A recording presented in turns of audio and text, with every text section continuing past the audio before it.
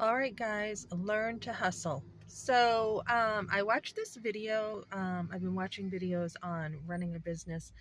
This lady was in prison. She was in prison for drugs.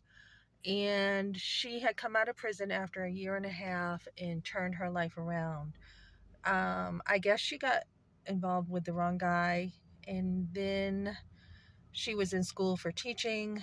And because she got caught doing the drugs, she got busted like twice.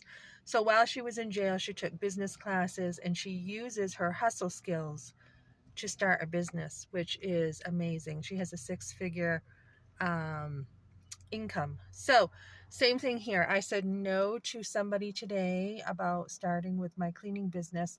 And then he was like, well, you sound like you know a lot about running a business, and would you do consulting? And I'm like, yeah, I'll do consulting, and this is my price. So we are meeting at 1 today, and it's a public place.